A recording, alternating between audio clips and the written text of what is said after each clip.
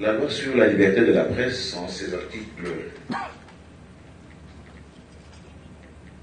124 à 38, a été promulguée le 13 mars 2023.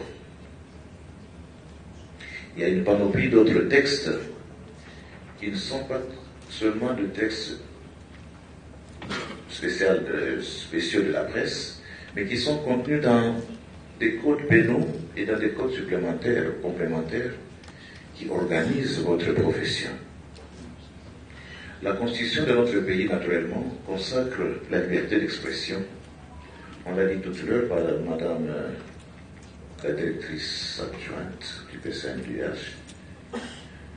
Notre Constitution, en ses articles 23 et suivants, consacre également la liberté d'expression. Pour ceux qui ont suivi, il y a 2 ans, lorsque je prenais mes fonctions, à la rentrée de la Cour de cassation, j'avais prononcé une mercuriale qui s'intitulait « La liberté d'expression » du ministère public face au dérapage.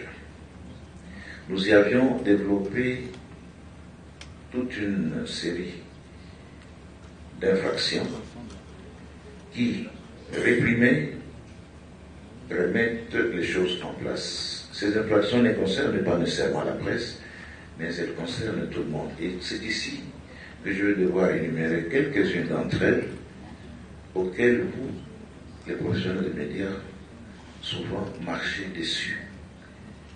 Et j'espère qu'au terme de cette petite dénomination d'infraction, il vous sera capable d'avoir à l'esprit que vous êtes en train d'aller au-delà des principes établis. La diffamation, qu'on appelle aussi une imputation dommageable, prévue par l'article 74 du Code pénal livret 2, c'est le fait pour vous, pour chacun. Ce n'est pas nécessairement la presse. C'est le fait pour chacun d'entre nous, moi y compris, moi je parle de bien d'autres, d'émettre des opinions sur une personne, tout en sachant que ces opinions, qu'on appelle imputations, sont fausses, mais avec l'intention de l'exposer au mépris public, de nuire à sa personnalité.